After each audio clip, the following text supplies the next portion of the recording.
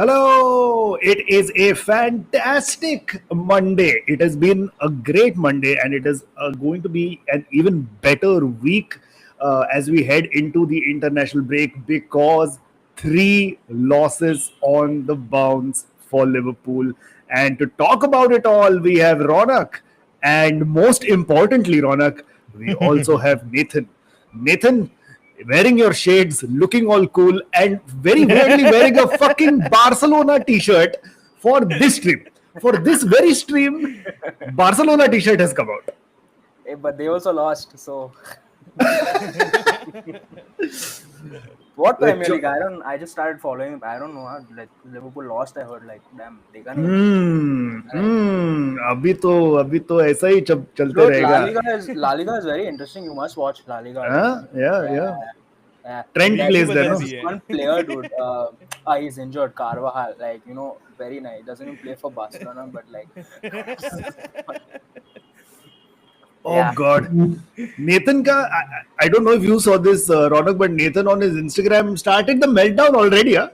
Oh, is that? I did. Yeah, We will always walk alone. What I wrote?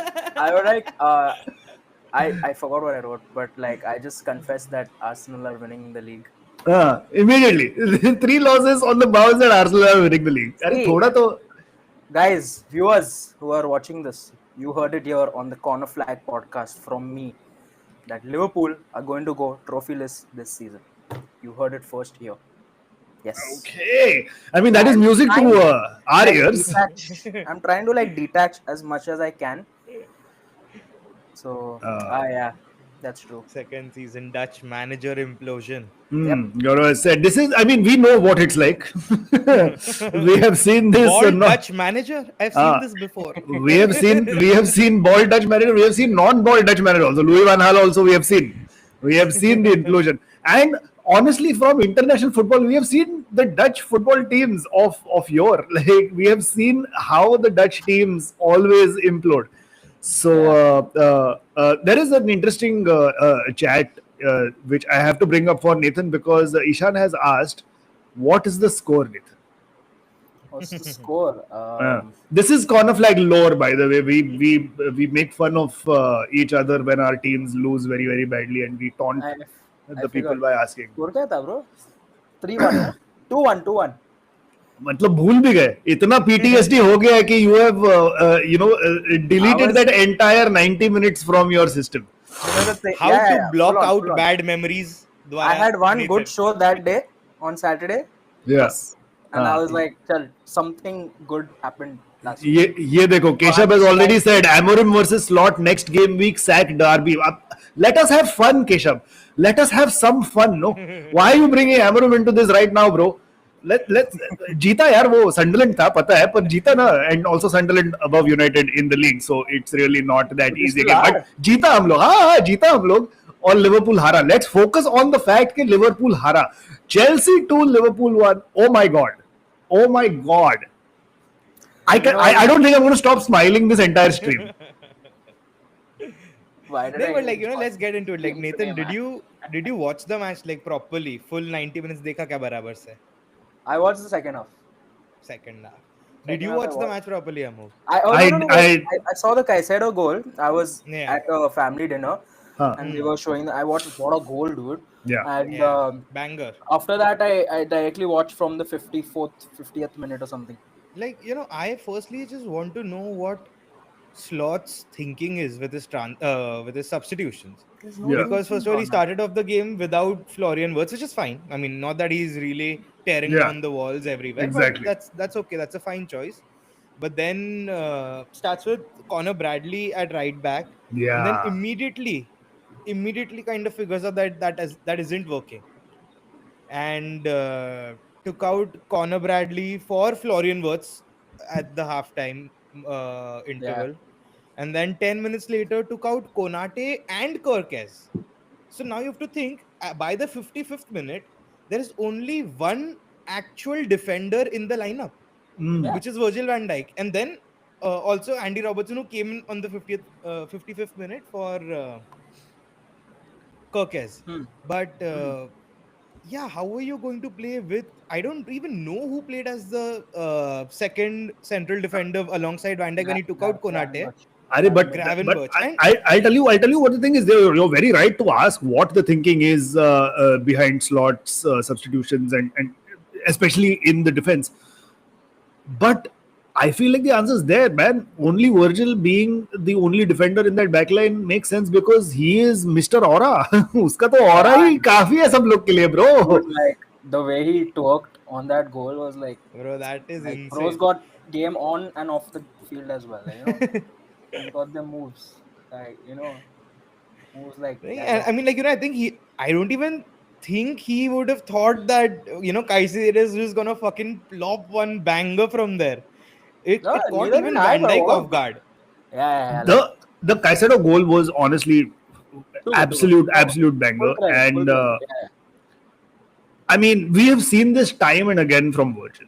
And I wouldn't personally like hold him individually at fault for the Caicedo goal because you can't stop that shit. Like that was a Correct. clean hit. There is no goalkeeper in the world, there is no defender in the world who could have actually expected to come in the way and block that shot. No, But and Onana. where the shot even took place, that was not a central defender's shot to block. yeah, It was a CDM's shot to block. It Yeah. was a midfielder tracking back that person's shot to block. yeah. So Virgil is Dude. he was caught in a bad Yeah. angle, in a bad posture. Dude, I think this game was, the first game in a lot of games that Gravenberch was outplayed. Like, he was nowhere that day. I mean, like, all the whole midfield, dude. All three of them. Soboslai, Yeah. McAllister, and Gravenberch.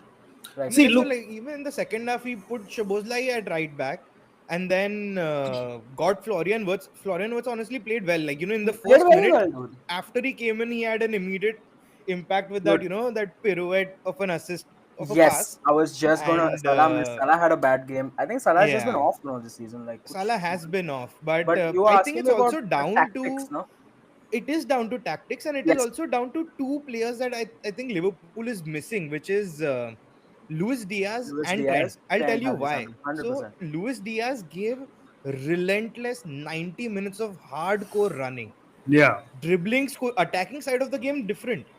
But without the ball, his performance was unlike any other Liverpool player. Yeah, easily, bro. I And miss him so much. Trent, even though he used to suck at defending, but with the ball he could open up the play like no one's business. He could find Exactly. Salah's run anywhere, anytime, or Luis That's Diaz's true. run on the other side. Yeah, And yeah, Conor yeah. Bradley can't be doing that. Of yeah, course, he doesn't have that passing range as Trent. And then Gakpo instead of Luis Diaz, you lose that immediate fucking energy in that team. Agreed. Full on. Thank you for. And It's that and easy. it's been It's that exposed, yeah. easy. Like with that front line of Gakpo, Salah, and Isaac, none of them are tracking back to the level they're supposed to. Salah is okay, Salah is Salah. You want him to be as close to the goal. yeah, Isaac is also a player like that. You want him as close to the goal.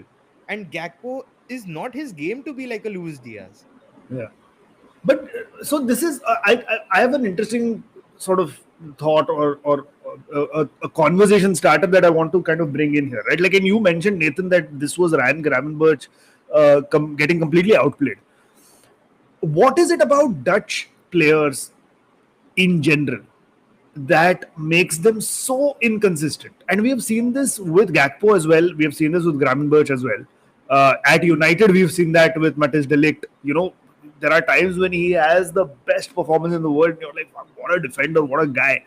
But then there will be a run of games where he will have stinker after stinker. Like, you cannot have Yeah. a level of consistency with these players. Yeah. So what is it?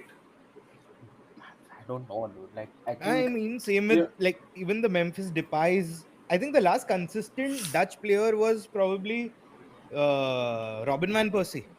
Van Honestly, Nistelrooy? I mean Van Nistelrooey. Last I said Van Maybe Nistelrooy was Percy. even Yeah. further behind. Yeah. Van Persie always did So- well, but yeah, I mean since then it's just been actually Van Dijk, man. I can't not count Van Dijk. He's Yeah, been it's- consistent. He's been a very very good player. Right now, And no. see, when this the is- whole team is failing him, now he can't be the one who's just always bailing the team out.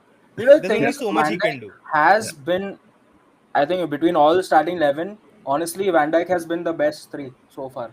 Yeah. With the of others course. Yeah. being Gravenberch and Ekitike. Yeah. Yeah. maybe Soboslai in Yeah. there. But Van Dijk is still there. Like the thing is, I can't blame him either, man. Like see, Konate has just been so bad this season.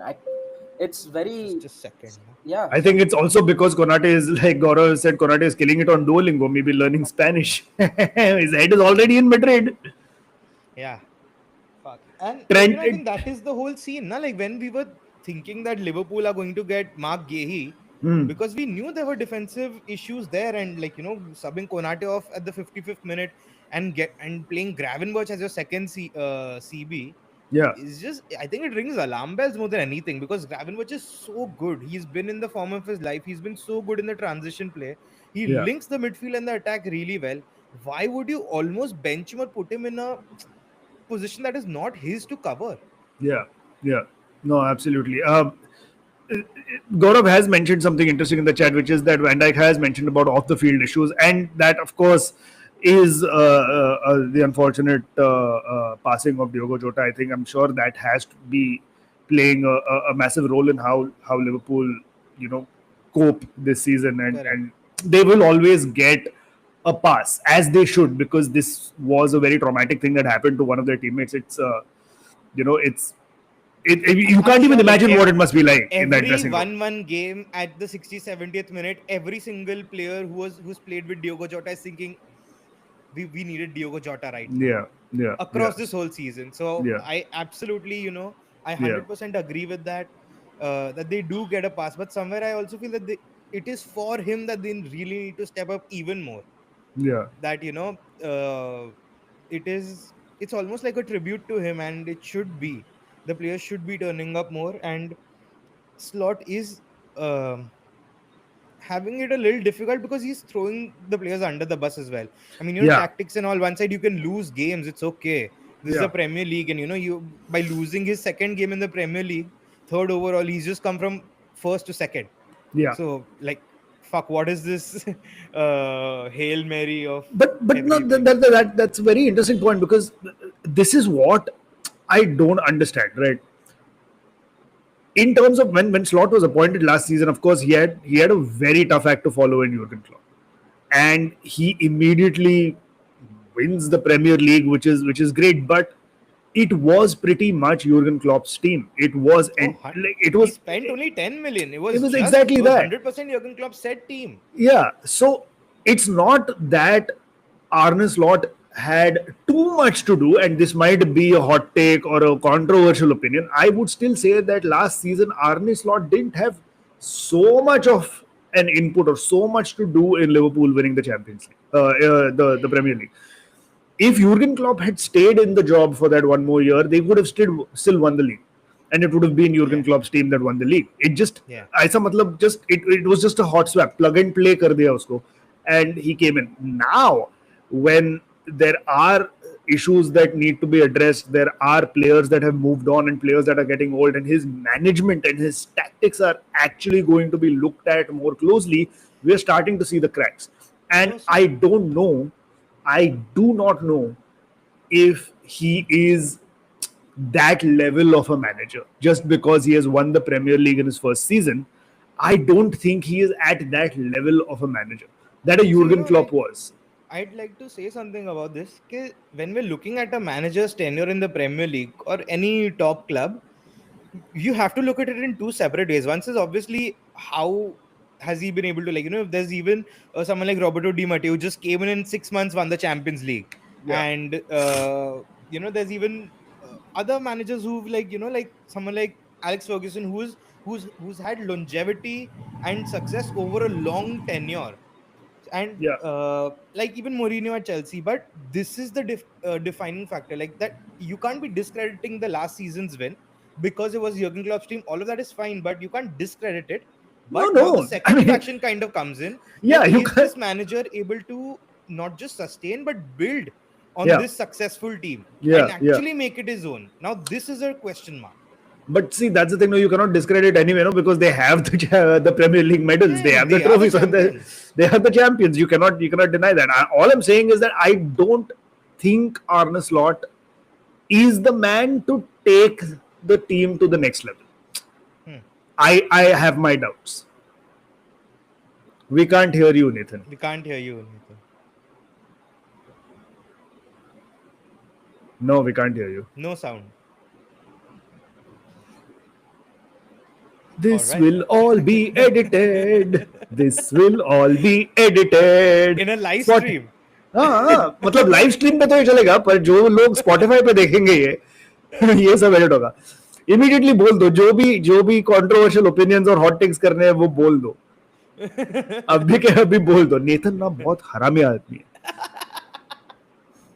मेरे को मुकेश बिल्कुल पसंद नहीं है. Actually I am glad he is not here. Are you aware that Amorim This hasn't is lost one match? yeah. I mean, अपना at least win loss. It is there is consistency in that.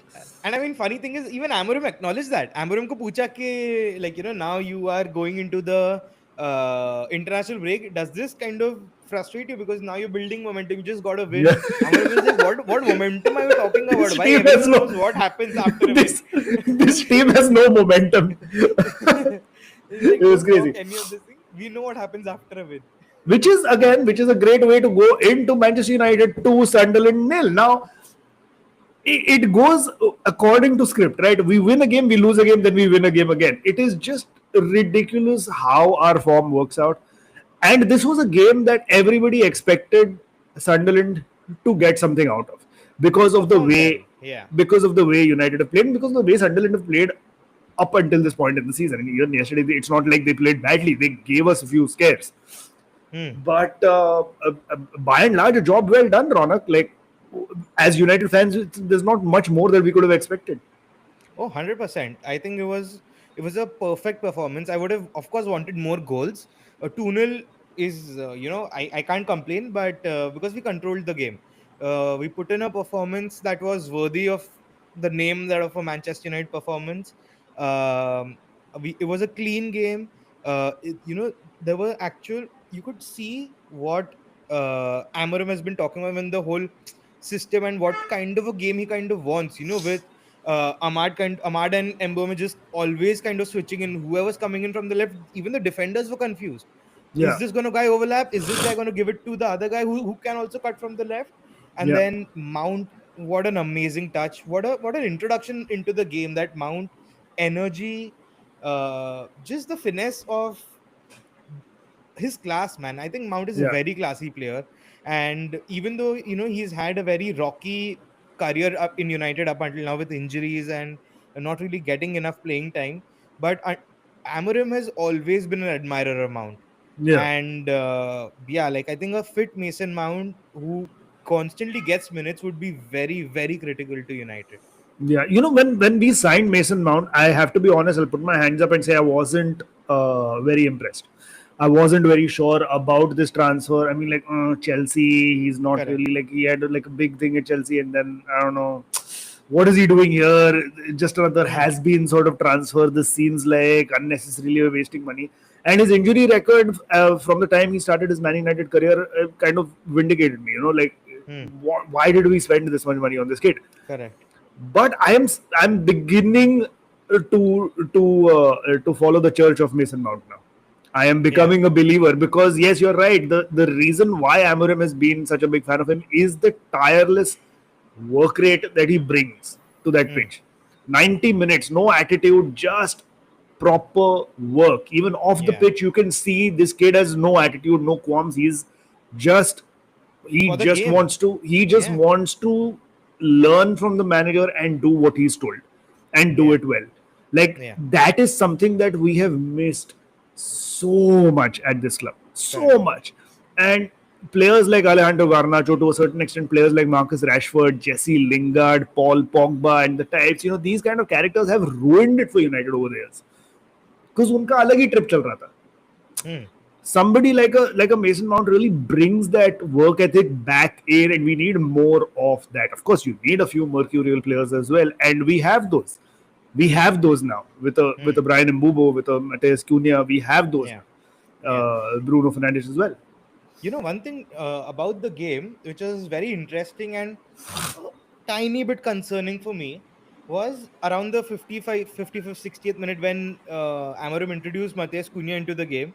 Not long after, 5 minutes into his introduction, uh, we lost the ball, and there was almost a counter attacking situation for Sunderland, and Cunha didn't track back, Hmm. and Amorim was visibly shouting Hmm. at Cunha that, buddy, I've just put you in Yeah.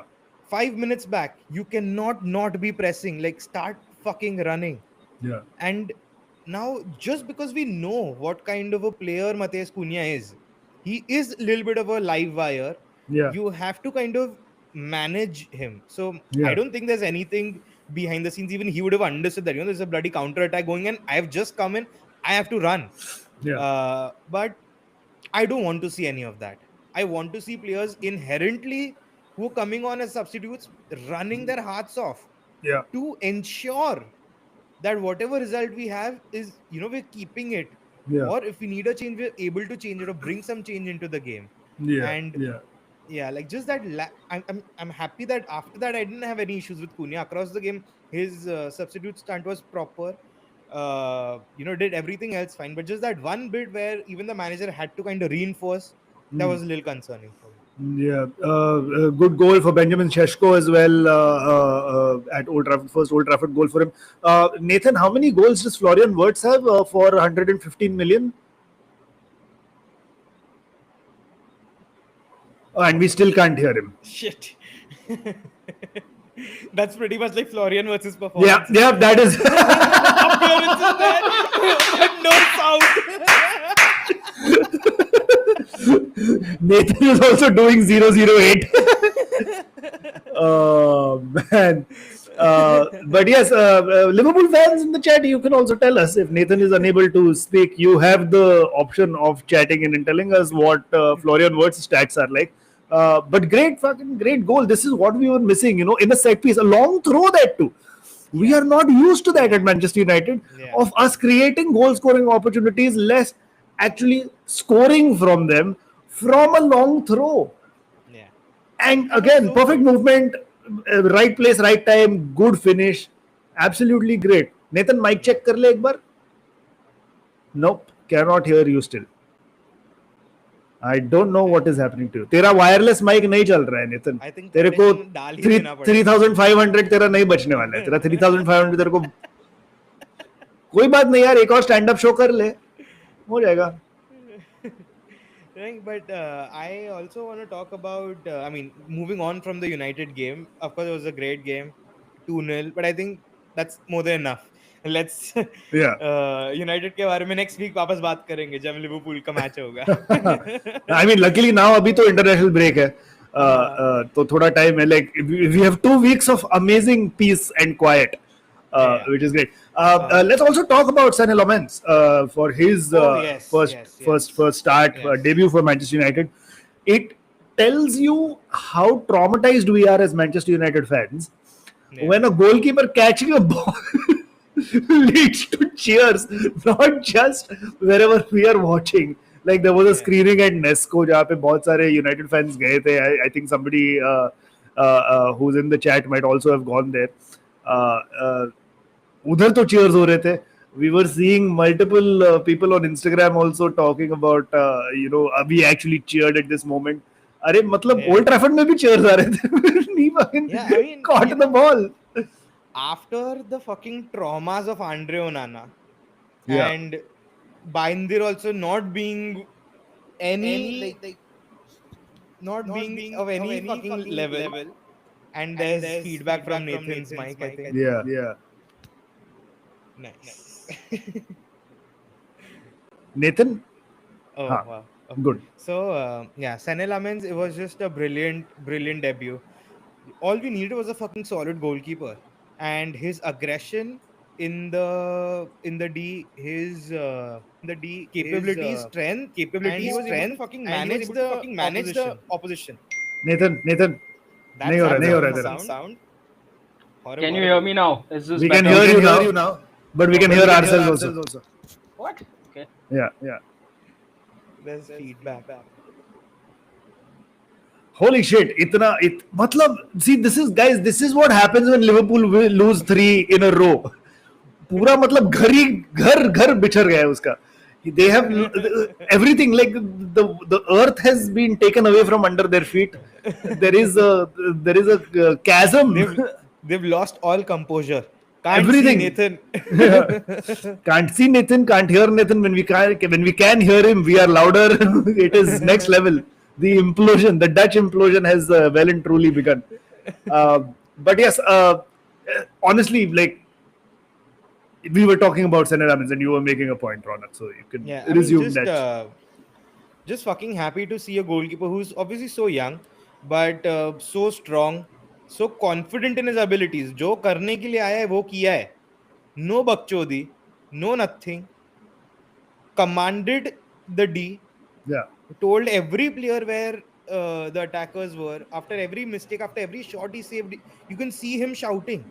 yeah, And just one other thing, after fucking Onana, where every shot, even that he saved, was always there was a second shot coming in because he would always yeah, save it and put it in someone else's foot. yeah. So this was such a pleasure to see that this fucking guy is able to push the fucking saves away into no man's land or into a corner or a throw in or whatever the fuck it is, but not Yeah. into an opposition player's foot. Yeah. And that was fucking relieving. I mean, these are goalkeeping basics, guys. These are literally goalkeeping basics, and we as United fans are happy about this. That is the state of Manchester United. But fuck, it honestly felt so good to see Senna Lamins have a great debut. 9 points in his first FPL outing. For the people who took a punt on Senna Lamins as the starting goalkeeper this week, hats I off, don't think sir. anyone would have, man. I don't think anyone even knew that देखना Senna पड़ेगा. Lamins is going to start. देखना पड़ेगा. Ruben Amorim उसको उसके FPL team में. That would have been absolutely fucking fantastic. But this is guys. Nathan has messaged us on the Corner Flag group. So this is what he's saying. I've tried my Type-C earphones, wireless mic, and regular pin earphones. Don't know what's the issue. Don't want to disrupt the stream further. You guys carry on. Apologies. Maybe a laptop issue. That is it, guys. Nathan has dropped Heartfelt off. apology. Heartfelt apology. Can you split it into a 2 window? Yes, Yeah. there we go. And cool. But yes, I mean, great stuff for. Yeah, I mean, I think Great we stuff should for be United. moving on from United. Great Yeah. debut for Lamens, great goal for Sesko, great goal for Mount. Yeah. We kept the clean sheet, man. Fuck, I think I'm the happiest guy. I'm Yeah. good. Everything And- that could have worked out for us has worked out for us. Now it is like I just hope that there is not a loss again against Liverpool on the 18th of October, because at some point we need to get 2 back-to-back wins. Slot has got 3 back-to-back losses. अपने को अभी थोड़ा wins का statistics बढ़ाने का है I भाई. mean, honestly, that is what happened against City also. City were coming off back-to-back losses, and then they took it out on us 3-0. Now let's Yeah. see what happens against Liverpool. Yeah. But I think another big talking point of this weekend was Everton coming back 1-0 against Crystal Oof. Palace to win 2-1 and breaking that 19 match streak. Yeah. And getting the 3 points, man. I don't think anyone kind of saw it coming. I mean, I did. I had NDI and Grealish, Everton double up in my FPL. So, some people call me the Oracle. Some people call me Nostradamus. I just like to go by Amogh. But if you want to know both कौन से stock में invest करना है वो मैं बता सकता हूँ. तेरे दोनों प्लेयर्स ने मिला के भी सेम जितना पॉइंट्स नहीं दिया है. That's true.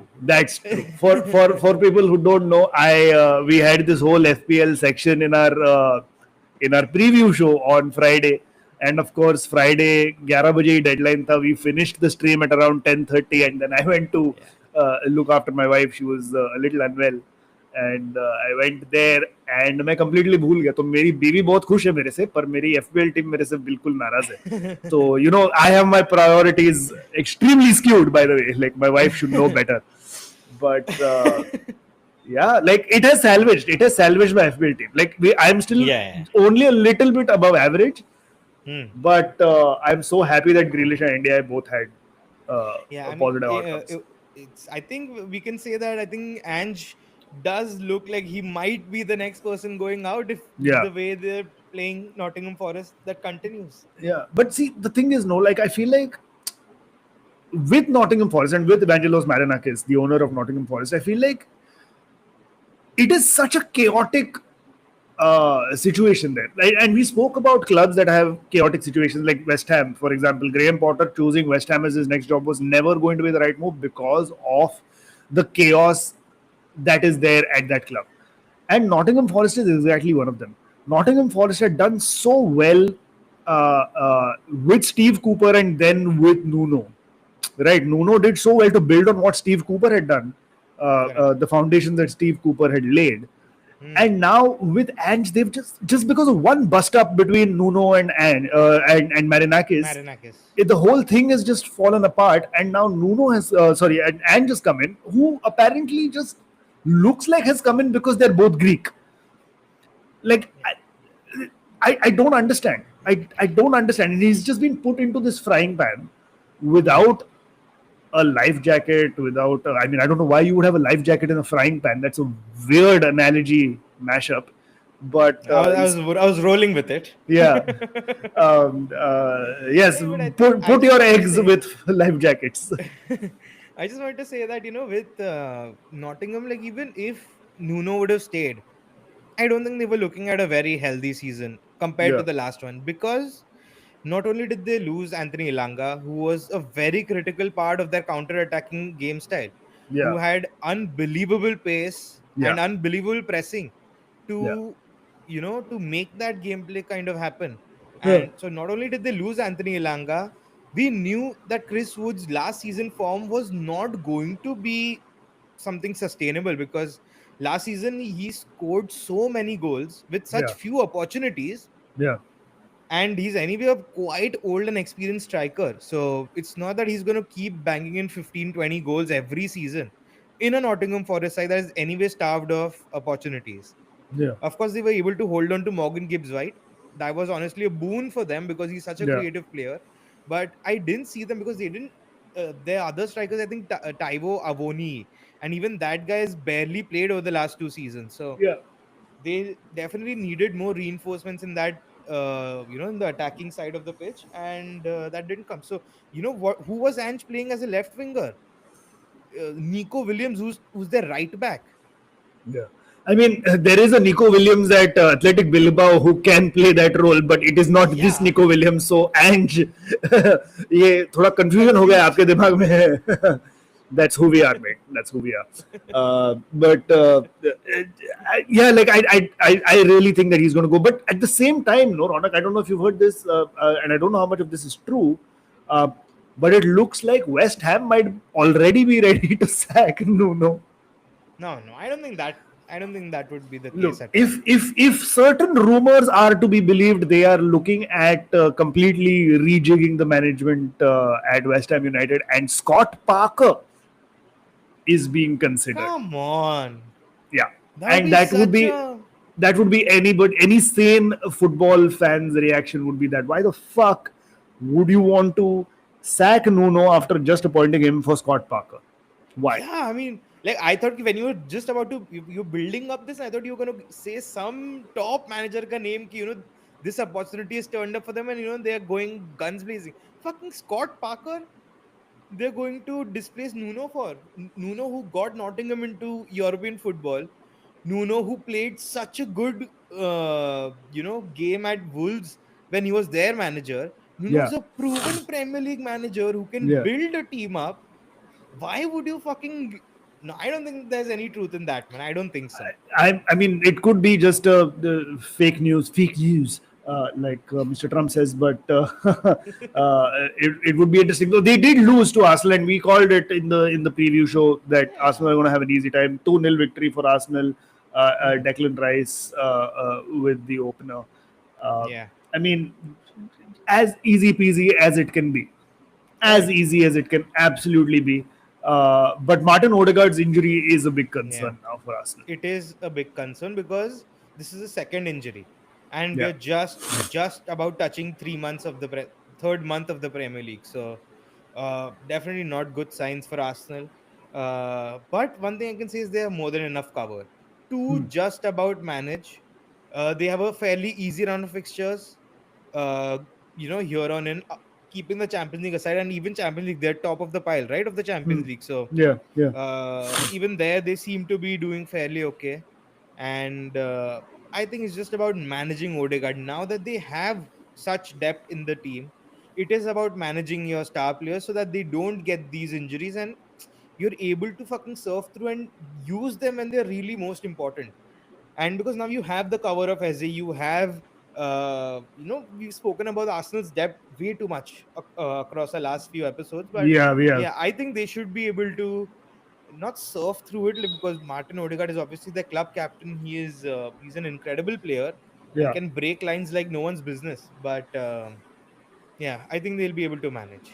I mean, they go into this international break with a 1 point lead, and that is as slender as it can get. But it is something that they need to build upon because, like we've said, their run in or their next five fixtures are on paper easier than Liverpool's next five fixtures are. Um, Correct.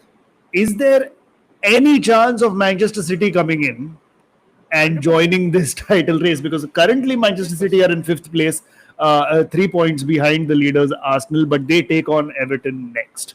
Mm. So, you have to remember that Manchester City, they are one team who is not scared of any other team.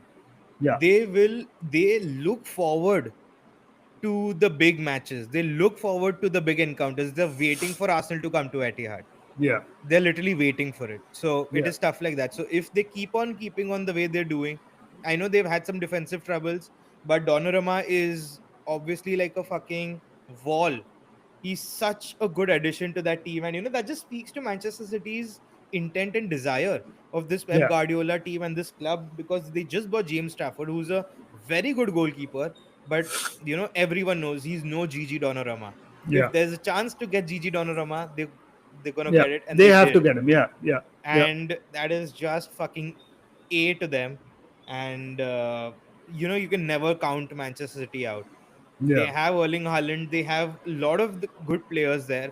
We're just waiting for Phil Foden to just start popping. Like once Phil Foden starts, coming into form, we know even he has the potential to tear up any team. yeah, So they just have these players who are not playing to the top potential just yet. Even this is a fairly new team who he's kind of strung such important pieces together.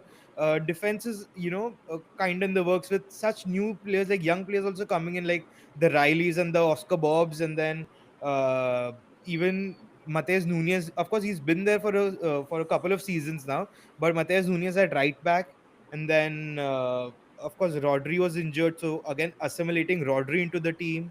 yeah, Reinders, such an important difference, because Kevin De Bruyne has been like the face of Manchester City for so long that that midfield Kevin De Bruyne is there, everything is sorted. Everyone else will play around Kevin De Bruyne. yeah, So now that important cog was has moved on to Napoli, who's amazing, who's doing amazing there. So it was a team in transition. You always have to remember that. And just looking at Liverpool, this is not a 98-point season for Liverpool. yeah. It's not. And looking at Arsenal, it could be a big season for them, but just how their injuries are going, and just how they've approached games like the Liverpool game and the City game, I don't think even they have a 98-point season in them.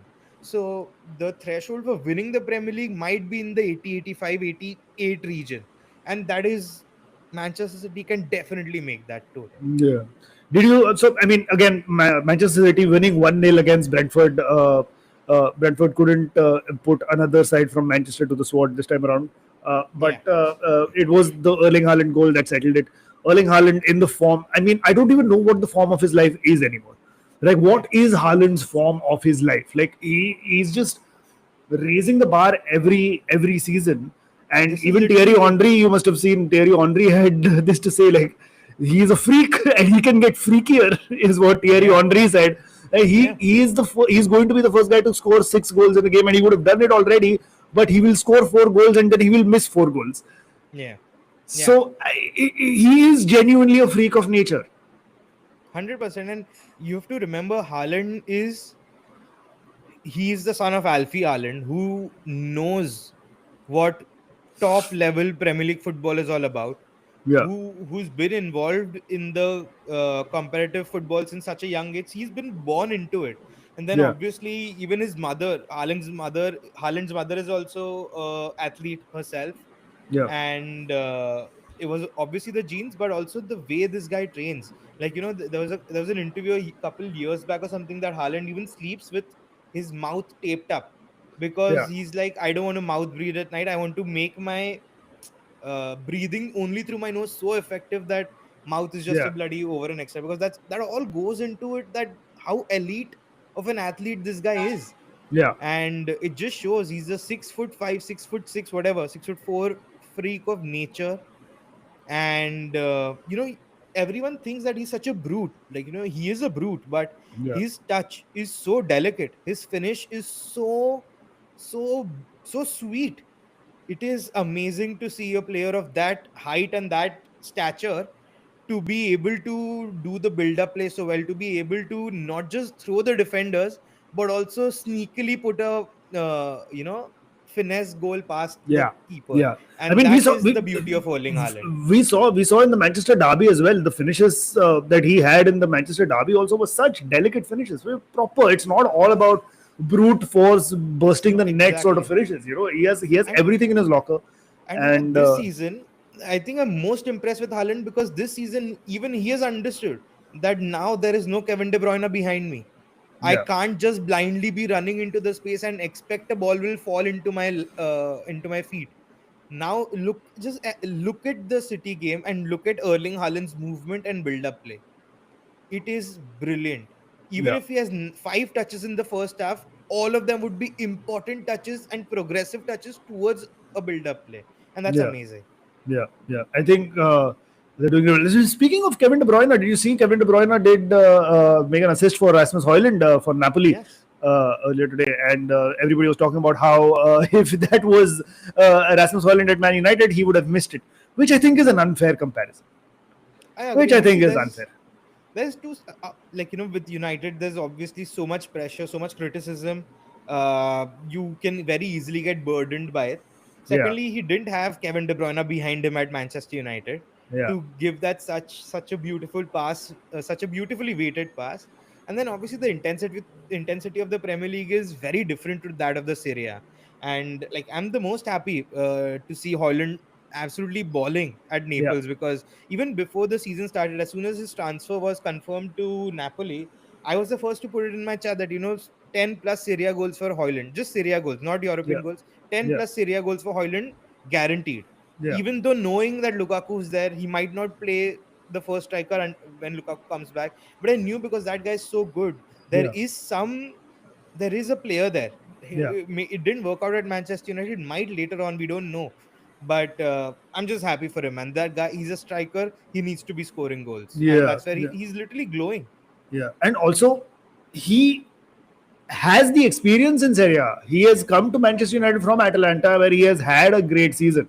So he Correct. he knows that league. He knows the teams in that league. He knows the pace of that league. He is well suited Right. to that as well. So it's almost like a reconditioning for him. It's Yeah. not easy for somebody from the Serie A to make the step up to the Premier League, especially at that young an Absolutely. age. It's very tough. The gameplay, the pace, the strength of the opposition, everything is Premier much League much different. is such a difficult league. It's not everyone's cup of, and it takes time. It really takes time to build that decision making. Like, if your decision making needs to be like, half a second in other leagues, it needs to be maybe a quarter of a second in the Premier League. And that is such a huge difference when you look at it in footballing terms.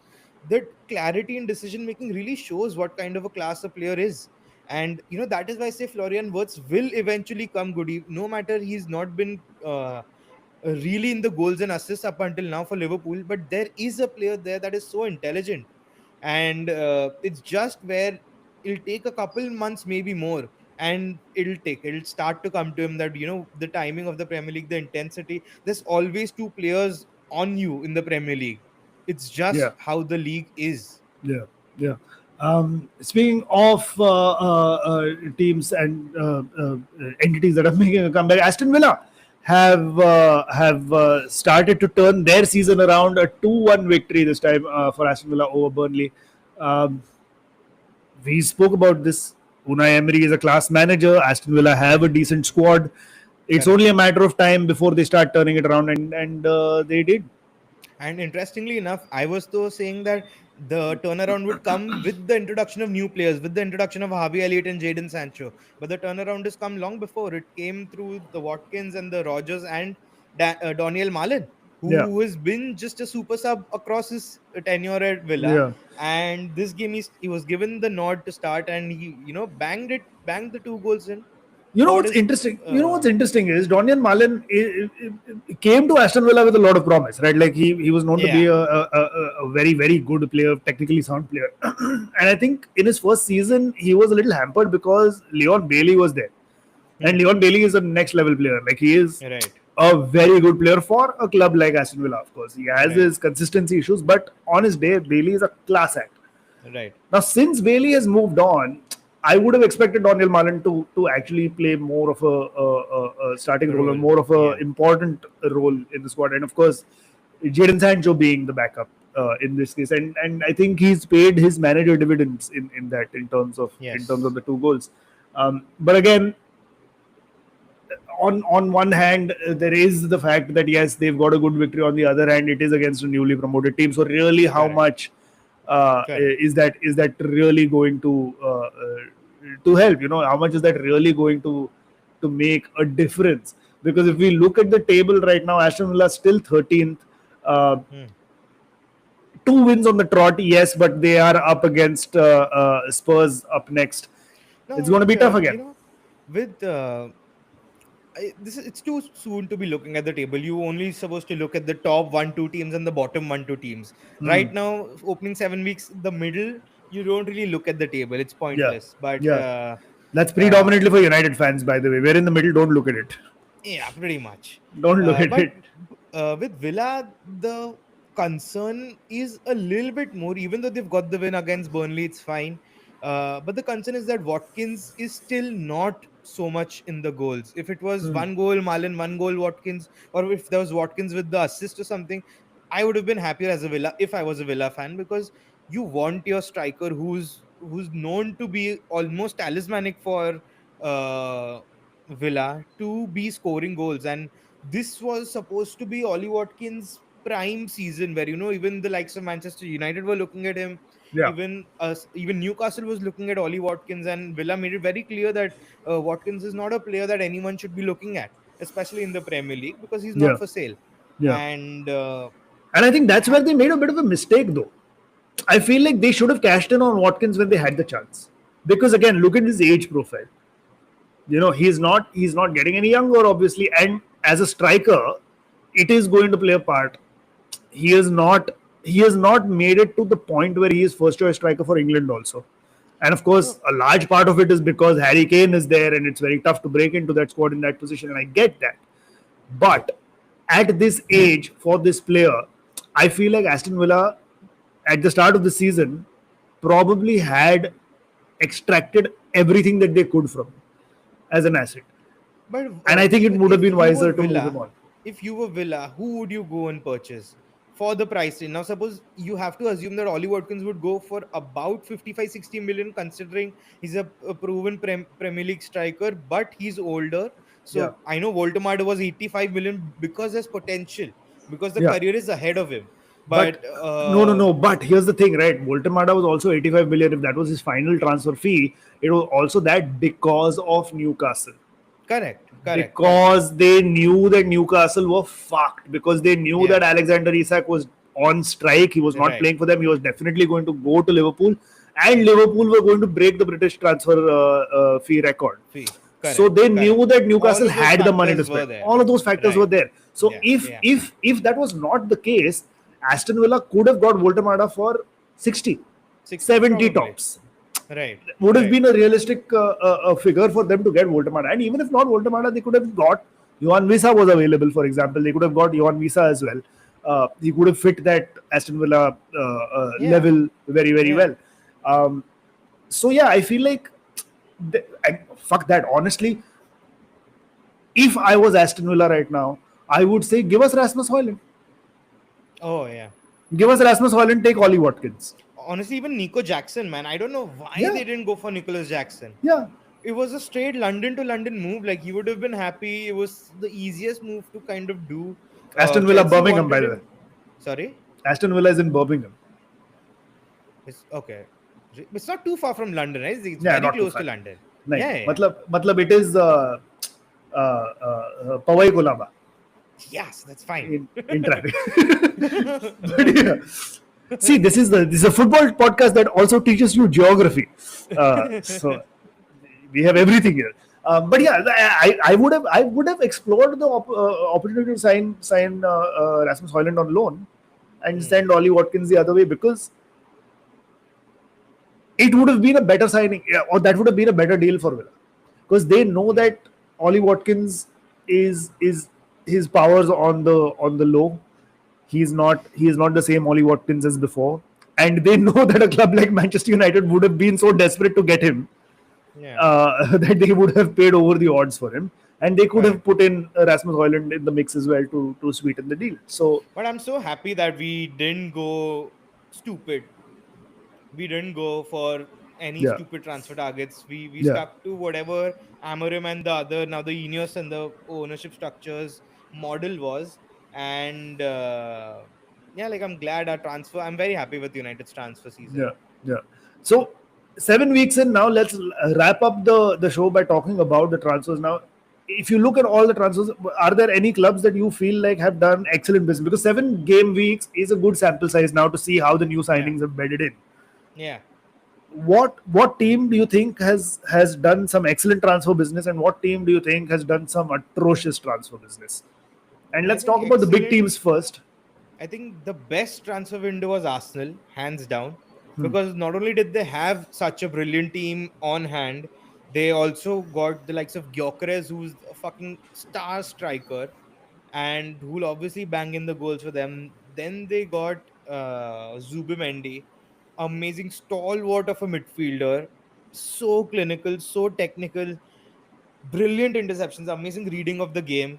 Yeah, uh, and then they got Eze and Hinkapie. I think you can't beat that transfer window because of the team they already had. yeah, These transfers were surplus. yeah, These transfers was to ensure a trophy this season, and I yeah, think they've done brilliantly.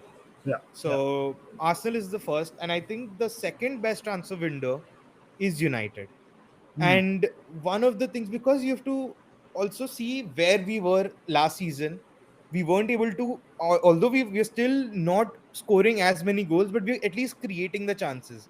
Yes, we need to be putting them away.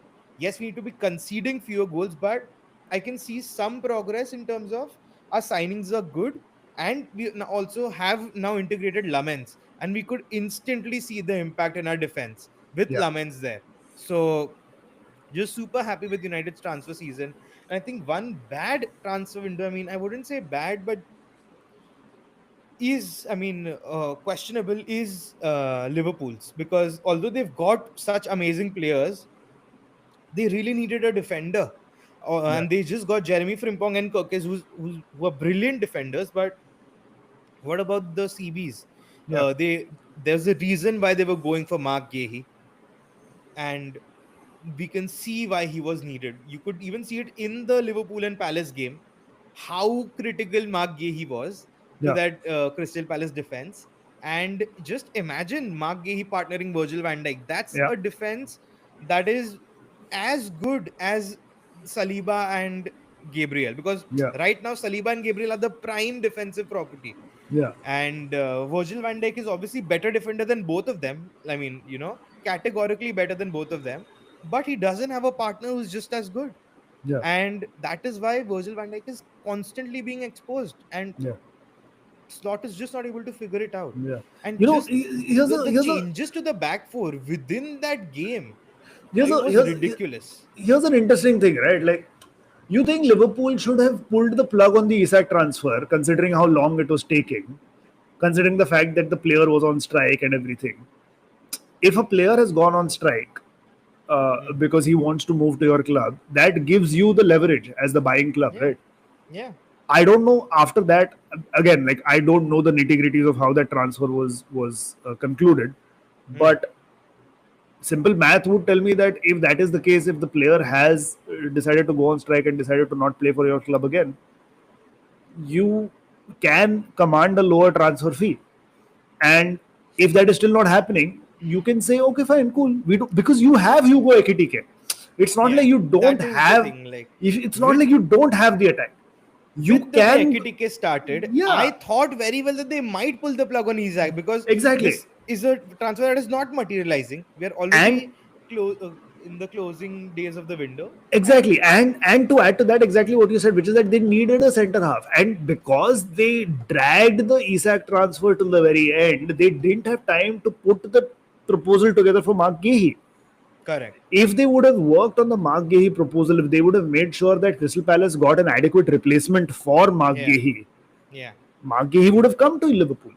correct, Because correct. Glasner's thing was not about Mark Gahey leaving Crystal Palace. Glasner's thing was Mark Gahey leaving Crystal Palace without an adequate replacement. Yes, yes, No manager worth a salt who's managing a team like Crystal Palace is going to block a star player from his team from going to a bigger club. That's just not hmm. going to happen. That's just the reality of football. It's just that they did Yeah. not have time for an adequate replacement. And I Like feel like that I was the think, big blunder that Liverpool made in their and transfers for like I this think season. just going off of the opening few games of Liverpool, the way they've been playing, and of course how Isaac has integrated into the team, I don't think Slot really gave credit to the Luis Diaz, to the who was their 100 million striker, Darwin Nunez, and to Diogo Jota, Yeah, because these three players, I mean, Jota is obviously unfortunate, yeah, but these three players put their heart in for the club. Even though Darwin Nunez wouldn't be scoring goals, he would be missing many more goals than he would be scoring, yeah, but you would never see them not running. yeah, And that was pretty much the identity of Liverpool, that they would outwork every single team on the pitch, and it was hell to play against Liverpool. Even Man City hated to play against Liverpool because you couldn't play against, because they would keep running behind you, they would keep pressing you, and eventually you would end up giving the ball to someone like a Trent, someone like a Luis Diaz, someone like a Salah, who would just find a fucking pass, string something along, and hit you on the counter. yeah, And that I think Slot really underestimated when he got in the likes of Hugo Ekitike, which is fine, and Isaac, and not really bolstering the left wing spot, because if you remember, he was also ready to get rid of Fede Chiesa. Now yeah, Chiesa is such a fast winger, he's such an impactful winger. If you would have removed him as well, who the hell is he going to play on the left wing? yeah, Gakpo can't be playing 60 games, 90 minutes for you. Like, that is just unreal. yeah, So yeah, I think, I don't know what he was thinking. yeah, And I think there was a lot of more blatant decisions that need to be made. I know he bolstered the right back with Jeremy Frimpong. Okay, he has Conor Bradley as backup, but what about the left wing spot? yeah, Like with the Luis Diaz ka money, he got in Isaac. Isaac is not a left winger, yeah, and now you've got two strikers, and now you've yeah, got a fucking striker rotation dilemma. yeah. Like, what the fuck are you doing, man? Yeah. Before we go, one thing that Gaurav has said in the chat is visa deal for me is atrocious. I would like to know why, Gaurav. If you're there, if you're still there, just let us I know think why. I Because I love that deal. Like, I mean, I know yeah, they paid a lot of money. Newcastle was just desperate, man. They yeah, needed two strikers. yeah, Isak had gone and Callum Wilson was gone. They just yeah, needed two strikers. They yeah, got a young striker who's cost so much money, who they wouldn't be sure that this guy's going to work in the Premier League right off the bat, like, like he has, and all credit to him. But they needed a Premier League proven striker. Even if Visa's, I know he's injured right now, but we know Visa has a lot to Isaac and Visa ka maine idhar udhar kar diya. yeah, But yeah, Visa has a lot to contribute to the team, not just when he's on the pitch, but even off the pitch in training. He has yeah, so much Premier League experience. He's come with Brentford from the bottom. He knows how English football works. yeah, And I think it's a very good signing for yeah. Newcastle. Yeah, it's only Can't a wait matter for of him to time. be back. Yeah, it's only a matter of time before he's back and he hits the ground running for Oh, Newcastle can't because wait for him to be back. class player. My FPL team is wanting Visa. I loved him in my FPL team last season. Yeah, yeah. All right. On that note, it is time for us to take off from here. Thank you so much, everybody, for watching and everybody for listening. Whenever you do listen to this later on in the week, if you'd like to get in touch with us and tell us what you thought, you can reach us on our social media. You can follow Ronaq on Instagram At Ronaq Kamse. and you can follow me on Instagram at Amogh. You can also follow the Corner Flag on Instagram at the rate Corner Flag Pod. Do subscribe to our YouTube channel, which is where you are watching this right now. Hit that subscribe button, bottom right corner of your screens. Hit it right now. If you have done that already, thank you. But also tell your friends, because that is how we get more subscribers and in general makes this whole thing a lot more fun. Shout out to Kazat Gurda for our theme tune. And until next time, it is goodbye from us. So say bye, Ronaq. Bye bye, guys. And it is bye from me. किधर गया है ये? हाँ, इधर है. Okay.